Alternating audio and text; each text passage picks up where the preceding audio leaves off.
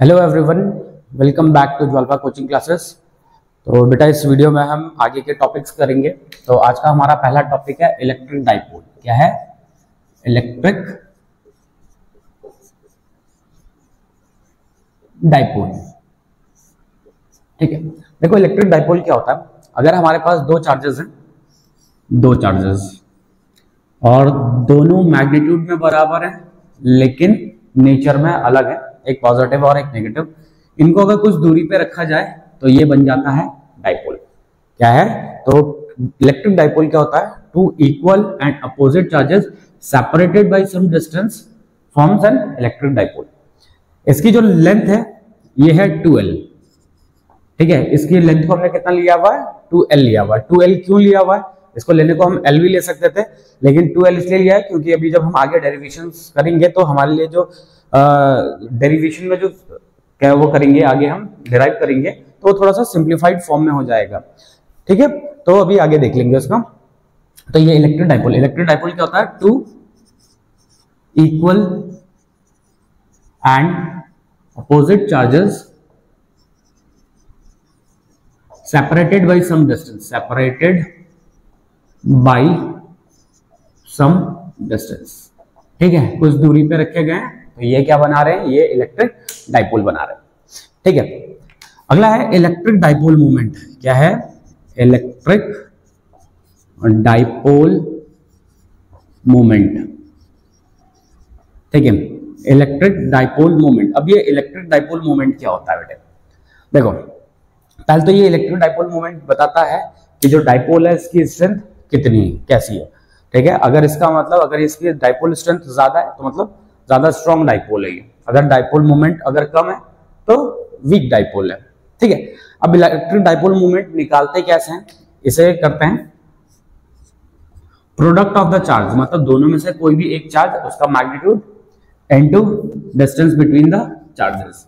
क्या है? दोनों में से कोई भी एक चार्ज और उनके बीच की दूरी, इनका हमने प्रोडक्ट ले लिया तो क्या मिला हमें? Electric dipole moment. ठीक है, तो ये क्या हो जाएगा? 2QL हो जाएगा। ठीक है, अच्छा जो इलेक्ट्रिक डाइपोल मोमेंट होता है ये होता है वेक्टर क्वांटिटी। कैसी क्वांटिटी है बेटा? ये वेक्टर क्वांटिटी। ठीक है, अच्छा इसका डायरेक्शन होता है नेगेटिव चार्ज से पॉजिटिव चार्ज की तरफ। ठीक है, नेगेटिव चार्ज से पॉजिटिव चार्ज की तरफ इसका डायरेक्शन होता है।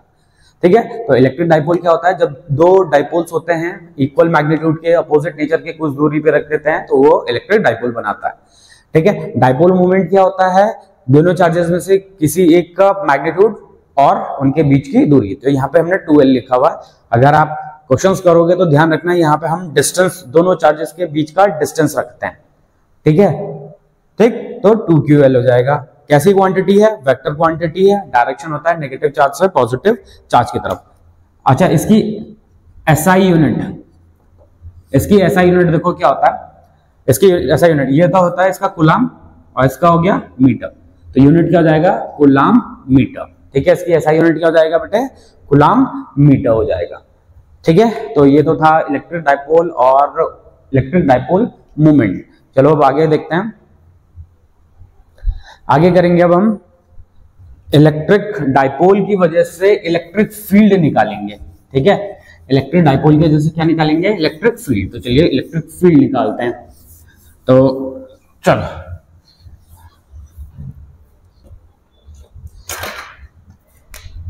इलेक्ट्रिक फील्ड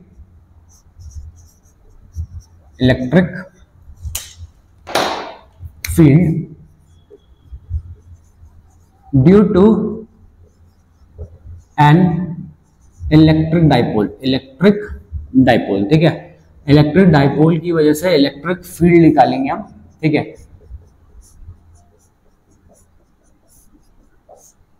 ठीक, तो पहला जो हम निकालेंगे वो निकालेंगे हम ऑन एक्सियल पोजीशन। कौन सी पोजीशन?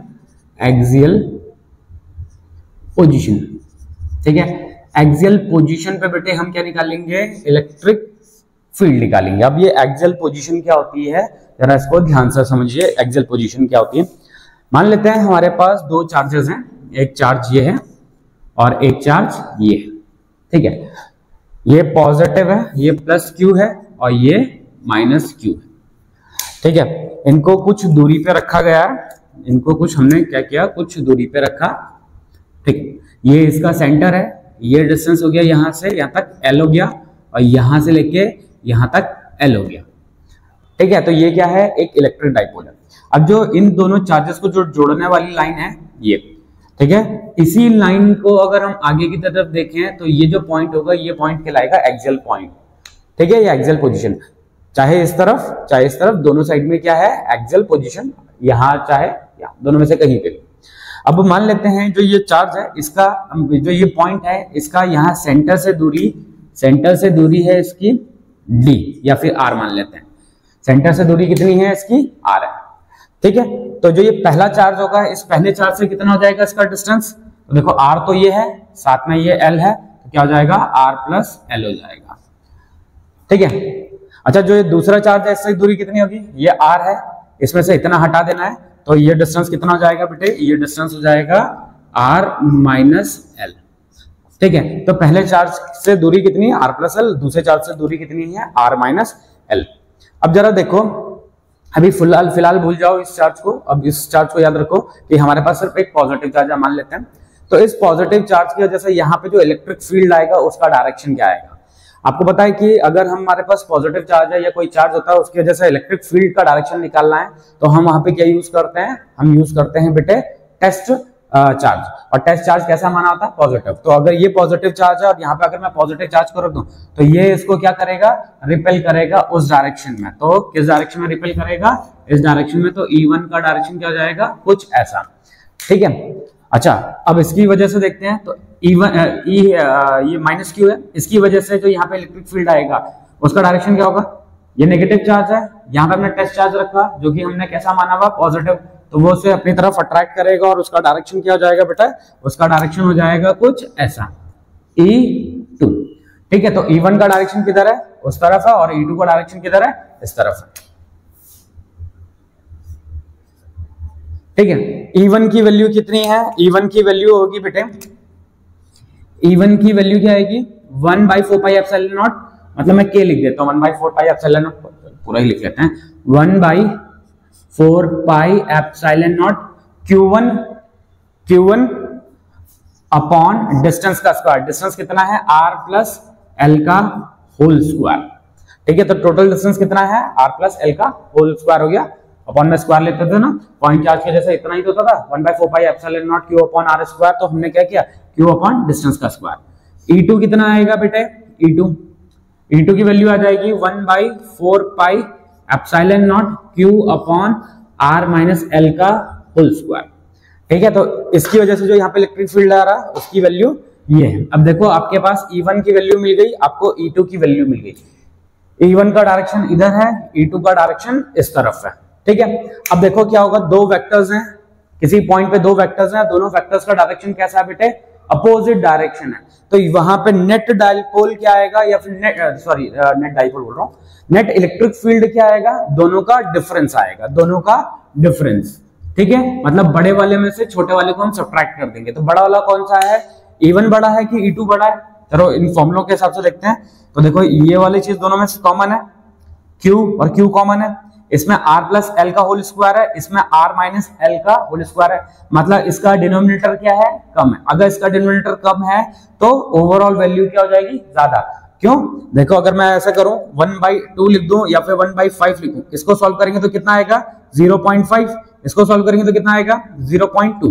तो अगर डिनोमिनेटर ज्यादा होता है तो ओवरऑल वैल्यू क्या हो जाती है, कम।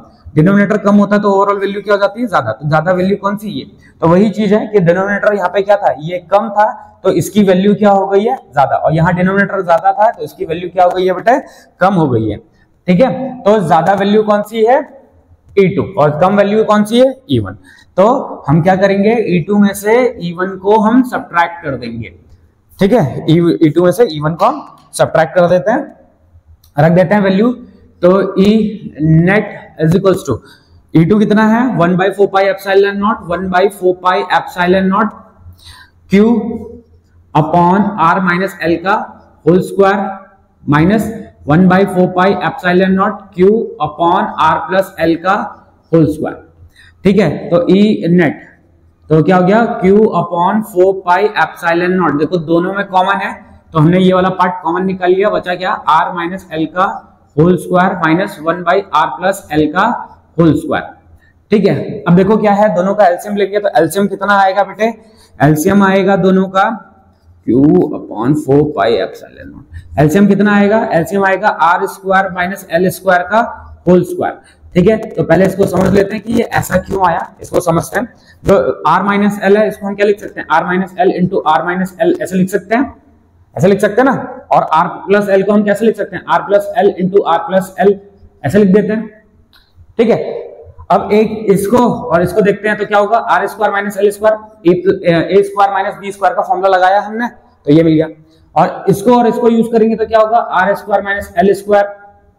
अब ये दोनों चीजें क्या है, सेम है, तो R square minus L square का होल स्क्वायर हो गया। ठीक है, इसीलिए हमारा एलसीएम कितना आया, R square minus L square का होल स्क्वायर। ठीक है, चलो अब आगे देखो,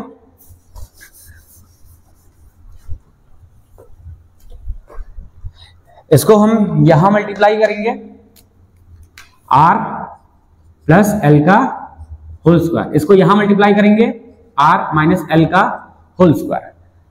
ठीक है, तो हमारे पास ई नेट की वैल्यू क्या आ जाएगी, Q upon 4 pi epsilon naught. इसको खोलते हैं तो क्या हो जाएगा, R square plus L square plus 2RL।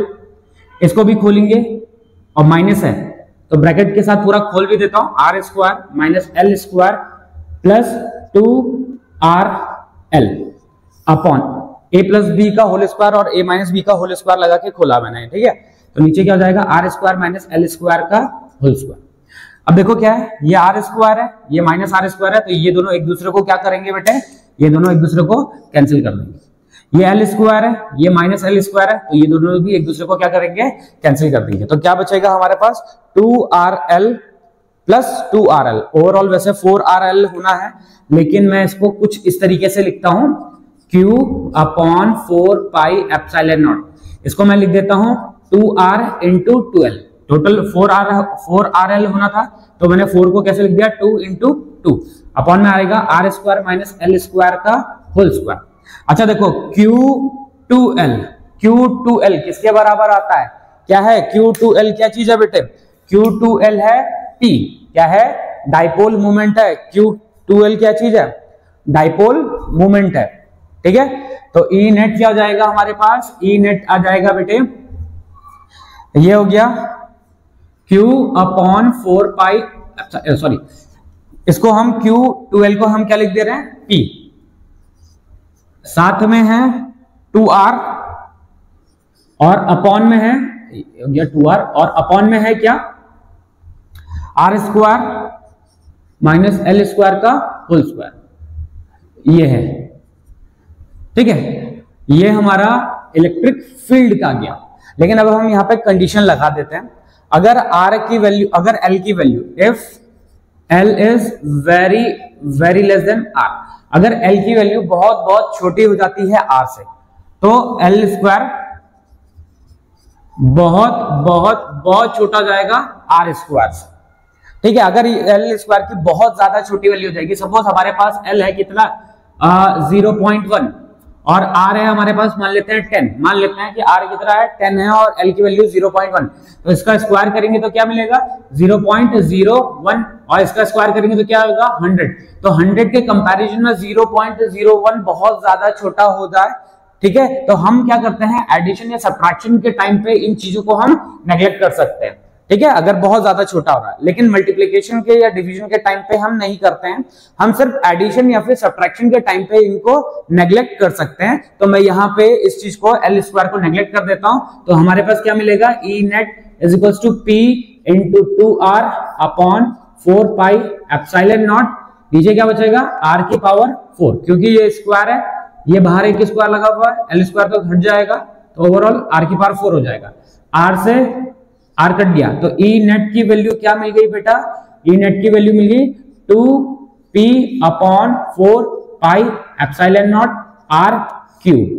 ठीक है, तो इलेक्ट्रिक डाइपोल की वजह से उसकी एक्सियल पोजीशन पे कितना इलेक्ट्रिक फील्ड होगा, इतना इलेक्ट्रिक फील्ड होगा। लेकिन अगर डाइपोल बहुत ज्यादा छोटा है, क्वेश्चन में हो सकता है लिखा भी हो कि फॉर शॉर्ट डाइपोल तो इलेक्ट्रिक फील्ड इतना होगा।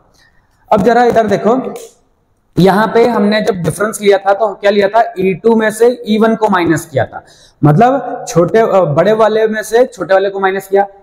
ठीक है, तो जो डायरेक्शन आएगा इलेक्ट्रिक फील्ड का वो किसके डायरेक्शन में आएगा, वो आएगा बड़े वाले के डायरेक्शन में। मतलब जो E2 बड़ा है इस डायरेक्शन में था, E1 छोटा था उस डायरेक्शन में था, तो जो नेट इलेक्ट्रिक फील्ड मिलेगा वो किसके डायरेक्शन में मिलेगा बेटे, E2 के डायरेक्शन में। ठीक है, तो यहां पे ऐसा है। अब देखो क्या है, ये नेगेटिव चार्ज था, ये पॉजिटिव चार्ज था, तो नेगेटिव चार्ज इधर है, पॉजिटिव इधर है, तो इसका डाइपोल मोमेंट किस तरफ होता है, नेगेटिव से पॉजिटिव की तरफ। ठीक है, तो अगर हम एक्सियल पोजीशन की बात करते हैं तो एक्सियल पोजीशन पे जो इलेक्ट्रिक फील्ड होता है वो इलेक्ट्रिक डाइपोल मोमेंट के डायरेक्शन में ही होगा। अगर मैंने यहां पे निकाला होता, आप इसको करके देख लेना, अगर आप यहां पे निकालोगे तो ई नेट का डायरेक्शन किस तरफ आएगा, ई नेट का डायरेक्शन बेटा इस तरफ आएगा। ठीक है, तो इलेक्ट्रिक डाइपोल मोमेंट के ही डायरेक्शन में होता है नेट इलेक्ट्रिक फील्ड। तो क्या होता है इस वाले केस में, net electric field will be in the direction of electric dipole moment. ठीक है, इलेक्ट्रिक डाइपोल मोमेंट के ही डायरेक्शन में होता है।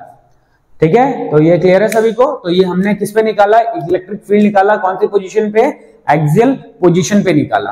अब हम निकालेंगे इक्वेटोरियल पोजीशन। तो एक्सियल पोजीशन कौन सी पोजीशन होती है बेटा, एक्सियल पोजीशन वो पोजीशन होती है जिसमें दोनों चार्जेस को जो लाइन जोड़ती है, वही वाली पोजीशन, मतलब उसी की तरफ, उसी को अगर हम आगे की तरफ या पीछे की तरफ शिफ्ट कर दें तो वो एक्सियल पोजीशन कहलाता है। ठीक है, अब हम निकालेंगे इक्वेटोरियल पोजीशन पे, तो उसके लिए पहले इसे हटा देते हैं।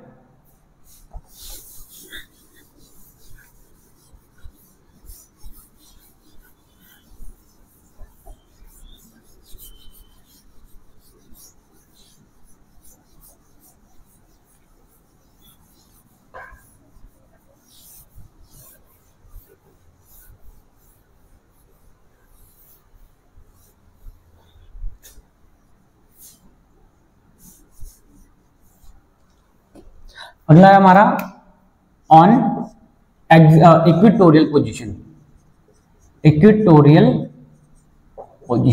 ठीक है, पहले हमने एक्सियल पोजीशन पे निकाला, अब हम इक्वेटोरियल पोजीशन पे निकालेंगे इलेक्ट्रिक फील्ड को। ठीक है बेटे, तो चलो करते हैं। मान लेते हैं हमारे पास दो चार्जेस हैं, एक चार्ज ये है, एक चार्ज ये कैसा चार्ज है, ये है पॉजिटिव चार्ज, और ये कैसा चार्ज है, नेगेटिव चार्ज। ठीक है,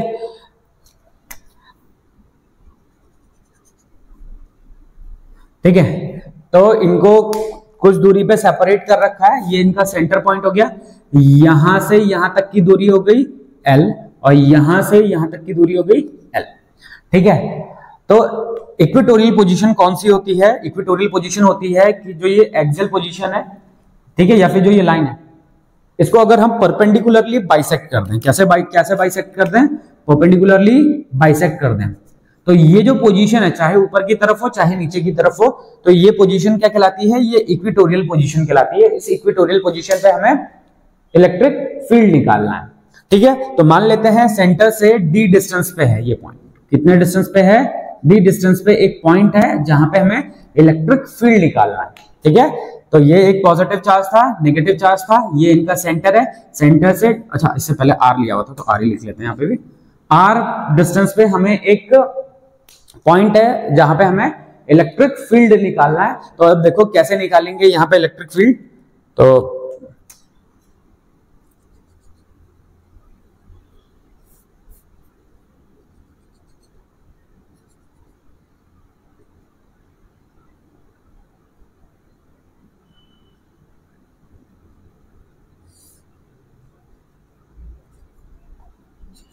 ठीक है, अब चलो देखो ये कैसा चार्ज है बेटा, ये कैसा चार्ज है, पॉजिटिव चार्ज। यहां पे इलेक्ट्रिक फील्ड का डायरेक्शन पता करना है तो हम यहां पे क्या रखेंगे, टेस्ट चार्ज। ये पॉजिटिव चार्ज है, यहां पे इलेक्ट्रिक फील्ड का डायरेक्शन पता करना है तो यहां पे हम यूज करेंगे टेस्ट चार्ज। तो ये पॉजिटिव चार्ज क्या करेगा, उस टेस्ट चार्ज को इस तरीके से इस डायरेक्शन में रिपेल करेगा। मान लेते हैं ये E1 है, ये कितना है E1। ये नेगेटिव चार्ज है तो वो टेस्ट चार्ज को अपनी तरफ खींचेगा। मान लेते हैं ये हो गया, ये हो गया E2, ठीक है, ये E1 हो गया और ये E2 हो गया, ठीक। अच्छा अब जरा ध्यान से देखो, ये डिस्टेंस था L, ये डिस्टेंस था R। पाइथागोरस थ्योरम लगाते हैं तो हमें ये डिस्टेंस मिलेगा कितना, R square plus L square. उसी तरीके से अगर ये डिस्टेंस निकालना होगा तो कैसे मिलेगा, R square plus L square. Pythagoras theorem हमने लगा लिया और ये डिस्टेंस मिल गया। अब जो E1 और E2 की वैल्यू देखते हैं तो E1 की वैल्यू कितनी होगी बेटा, E1 की वैल्यू 1/4 पाई एप्सिलॉन नॉट को मैं फिलहाल K लिख देता हूं, K Q अपॉन डिस्टेंस का स्क्वायर, डिस्टेंस कितना है root R square plus L square का होल स्क्वायर, तो कितना मिलेगा KQ upon R square plus L square. इसी तरीके से अगर E2 की वैल्यू निकालेंगे तो KQ R square plus L square का होल स्क्वायर करेंगे तो क्या हो जाएगा KQ upon R square plus L square. तो देखो दोनों के दोनों मैग्नीट्यूड में बराबर है, मैग्नीट्यूड में बराबर है लेकिन डायरेक्शन दोनों के अलग है, ठीक है। अब इनका रिजल्टेंट निकालेंगे तो अब इनका रिजल्टेंट ध्यान से देखो कैसे निकालेंगे इनका रिजल्टेंट हम, ठीक है। अब जरा देखो ये एंगल है, मान लेते हैं ये एंगल कितना है, ये एंगल है थीटा, ठीक है। यहां पे एक हॉरिजॉन्टल लाइन बनाता हूं, ये थीटा है तो ये एंगल भी कितना हो जाएगा थीटा। क्यों होगा थीटा, करस्पॉन्डिंग एंगल, ठीक है। ये एंगल है, यहाँ पे ये वाला एंगल भी है थीटा। ये दोनों एंगल्स क्या है, बराबर है। क्यों है बराबर, क्योंकि दोनों के डिस्टेंसेस बराबर है, मतलब ये जो L है दोनों बराबर है। यहाँ सेंटर से दूरी बराबर है तो हाइपोटेन्यूज भी बराबर हो गया, तो साइड्स बराबर हो गए तो ये दोनों एंगल्स भी क्या हो जाएंगे, बराबर हो जाएंगे। ये अगर थीटा है तो ये वाला एंगल भी क्या हो जाएगा बेटा, थीटा, अल्टरनेट एंगल, ठीक है। तो ये भी थीटा हो गया और ये भी थीटा हो गया, ठीक है। अच्छा अब जरा देखो ये जो आपके पास जो ये गिवन है, मतलब ये वाला जो पार्ट, इसको थोड़ा सा मैं बड़ा करके बना देता हूं यहाँ पे। तो मैंने थोड़ा बड़ा बना दिया, ऐसे था, ये एंगल था थीटा और ये दूसरा वाला एंगल था, ये भी थीटा था। ये इधर E1 है और ये E2। अब देखो अब हम क्या करेंगे, अब हम इसको रिजॉल्व करेंगे, इन दोनों को क्या करेंगे, इन दोनों वेक्टर्स को रिजॉल्व करते हैं, ठीक है। हॉरिजॉन्टल के साथ ये एंगल थीटा बना रहा है, ये भी थीटा बना रहा है। अब देखो कैसे रिजॉल्व करेंगे, ध्यान रखना जिसके साथ एंगल बनाता है उसको हम cos थीटा में लिखते हैं। तो ये E1 था तो E1 cos थीटा हो जाएगा और उसके सामने वाले को क्या लिखते हैं, E1 sin थीटा। तो अगर आप कभी भी किसी वेक्टर को अगर आप रिजॉल्व करोगे तो जिसके साथ एंगल बन रखा है उसको हम cos थीटा में लिखेंगे और उसके सामने वाले को हम किस में लिखेंगे, sin थीटा में लिखेंगे, ठीक है। तो इसी तरीके से ये नीचे वाले को भी मैं रिजॉल्व कर लेता हूं E2 को। तो ये क्या जाएगा, एंगल इसके साथ बना रहा है तो क्या हो जाएगा E2 cos थीटा और इसके सामने वाले को क्या लिखेंगे, E2 sin थीटा, ठीक है। ये हो गया E1 cos थीटा, ये हो गया E2 cos थीटा, ये हो गया E1 sin थीटा, ये हो गया E2 sin थीटा। अब अगर आप E1 और E2 की वैल्यू को देखो तो सारे के सारे टर्म्स बराबर है, KQ upon R square plus L square. यहाँ पे भी कितना है, KQ upon R square plus L square. तो ये पूरे के पूरे टर्म्स क्या है, बराबर हैं सभी के सभी। तो E1 और E2 की वैल्यू क्या है बेटा, E1 और E2 की वैल्यू बराबर है, मान लेते हैं वो E के बराबर, ठीक है। अब देखो ये वाला वेक्टर ऊपर का डायरेक्शन बता रहा है, ये वाला वेक्टर नीचे का डायरेक्शन बता रहा है। दोनों वेक्टर्स अपोजिट डायरेक्शन में है, दोनों के दोनों मैग्नीट्यूड में क्या है, इक्वल है।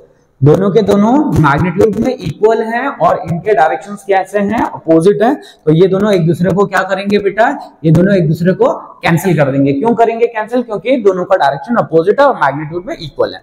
अब बचेगा क्या आपके पास, अब आपके पास सिर्फ दो वेक्टर्स बचेंगे, E1 cos थीटा और E2 cos थीटा, दोनों के दोनों सेम डायरेक्शन में है। तो आपका जो E नेट आएगा बेटा वो क्या आएगा, E1 cos theta plus E2 cos theta. E1 और E2 की वैल्यू को हम बराबर रख लेते हैं, E तो हो जाएगा E cos theta plus E cos theta, ठीक है। तो E नेट की वैल्यू ओवरऑल कितनी आ गई, E नेट की वैल्यू आ गई 2E cos थीटा। क्या आ गई, E नेट की overall value 2E cos theta, ठीक है। ये आ गया जिसमें E क्या है, ये दोनों है E। अब देखो, अब इनकी वैल्यूज पुट करते हैं हम यहाँ पे, तो हमें ई नेट क्या मिलेगा, ई नेट टू ई, इन दोनों में से कोई सा भी रख लेते हैं, तो K Q upon R square plus L square रख लेते हैं, तो क्या जाएगा K Q upon R square plus L square. अब cos थीटा की वैल्यू चाहिए। अब cos थीटा की वैल्यू जरा ध्यान से देखो, cos थीटा की वैल्यू निकालने के लिए मैं यहां पे एक ट्रायंगल बना लेता हूं ऐसा। देखो ये वही वाला ट्रायंगल है, ये थीटा था, ये डिस्टेंस एल था, ये डिस्टेंस आर था, ये कितना था R square plus L square. तो यहां पे cos थीटा निकालेंगे तो cos थीटा क्या होगा, बेस अपॉन हाइपोटेन्यूज। क्या होगा बेटा, बेस अपॉन हाइपोटेन्यूज। बेस कितना है, एल है, हाइपोटेन्यूज कितना है, root R square plus L square. तो कितना हो जाएगा साथ में, L upon root R square plus L square. ठीक है, अब देखो क्या है, 2ql, 2ql ये क्या हो जाएगा, ये हो जाएगा p, डाइपोल मोमेंट।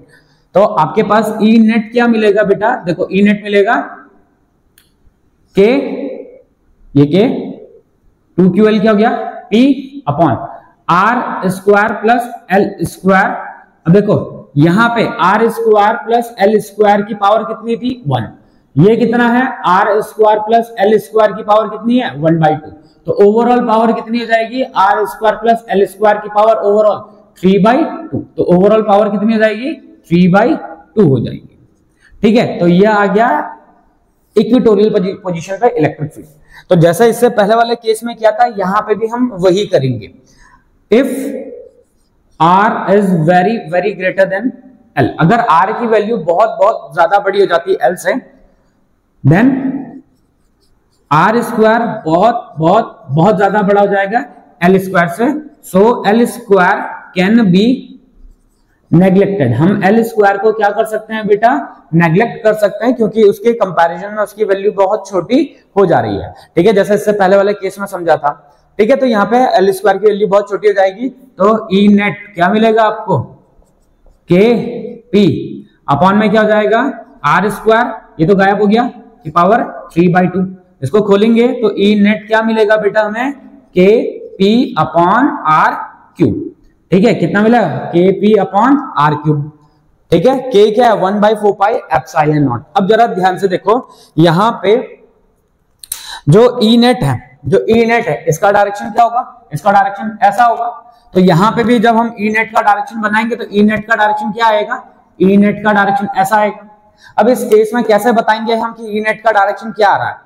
देखो इलेक्ट्रिक डाइपोल मोमेंट का डायरेक्शन कहां से कहां था, इलेक्ट्रिक डाइपोल मोमेंट का डायरेक्शन था नेगेटिव से पॉजिटिव की तरफ, है ना, ऐसे नेगेटिव से पॉजिटिव की तरफ इलेक्ट्रिक डाइपोल मोमेंट का डायरेक्शन है। और इस केस में इलेक्ट्रिक फील्ड इस तरीके से अपोजिट डायरेक्शन में, इस तरफ है ना, ऐसे अपोजिट डायरेक्शन में। और यहाँ पे इलेक्ट्रिक फील्ड कैसा, मतलब डाइपोल मोमेंट का डायरेक्शन कैसा है, ऐसा। तो हम क्या लिखेंगे कि क्या है यहाँ पे, हम यहाँ पे लिखेंगे डायरेक्शन ऑफ इलेक्ट्रिक फील्ड, क्या लिख देते हैं हम, direction of electric field will be in opposite direction of electric dipole moment. ठीक है, इलेक्ट्रिक डाइपोल मोमेंट के अपोजिट डायरेक्शन में होगा इलेक्ट्रिक फील्ड। ठीक है, तो ये हमने निकाला इक्वेटोरियल पोजीशन पे। क्या निकाला हमने, इक्वेटोरियल पोजीशन पे हमने ये इलेक्ट्रिक फील्ड निकाल लिया। अब जरा ध्यान से देखिए, अब जरा ध्यान से देखिए, इसे हटाते हैं पहले फिर बताते हैं। पहले इसको हटा देते हैं।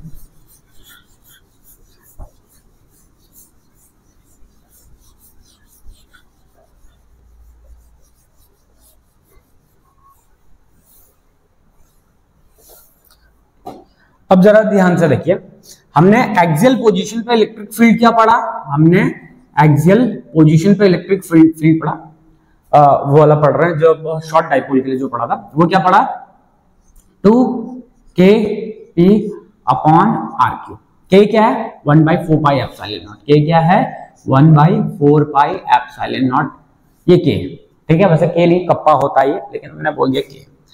अगला है इक्वेटोरियल पोजीशन पे कितना होता है, के पी अपॉन आर क्यू। अब जरा ध्यान से देखो तो दोनों में से ज्यादा वैल्यू कौन सी, ज्यादा वैल्यू ये है। तो किस पोजीशन पे इलेक्ट्रिक फील्ड ज्यादा होगा, एक्सियल पोजीशन पे इलेक्ट्रिक फील्ड होगा। इन दोनों का रेशियो निकाल लेते हैं। तो ए E axial upon E equatorial, तो ये जाएगा 2 K P upon R cube upon K P upon R cube. R cube से R cube cancel, K P से के पी कैंसिल, तो आपको क्या मिलेगा, E axial upon E equatorial is equals to 2। तो एक्सियल पोजीशन पे जो electric field है वो 2 टाइम्स है इक्वेटोरियल पोजीशन पे, ठीक है। तो एक्सियल पोजीशन पे जो इलेक्ट्रिक फील्ड है वो इक्वेटोरियल पोजीशन पे जो इलेक्ट्रिक फील्ड होगा उसके दुगना होगा, 2 टाइम्स होगा, ठीक है। तो ये था एक्सियल पोजीशन और इक्वेटोरियल पोजीशन के बीच में रिलेशन, ठीक है। तो इस वीडियो में हमने क्या किया है, इस वीडियो में हमने इलेक्ट्रिक डाइपोल की वजह से इलेक्ट्रिक फील्ड पढ़ा। कौन कौन से पोजीशन पे पढ़ा, हमने पढ़ा एक एक्सियल पोजीशन पे और दूसरा पढ़ा हमने इक्वेटोरियल पोजीशन पे, ठीक है। तो आज के इस वीडियो में इतना ही करेंगे बेटा, नए वीडियो में मिलेंगे इसके आगे टॉपिक के साथ। तब तक बने रहिए ज्वालपा कोचिंग क्लासेस के साथ। Okay students, bye bye.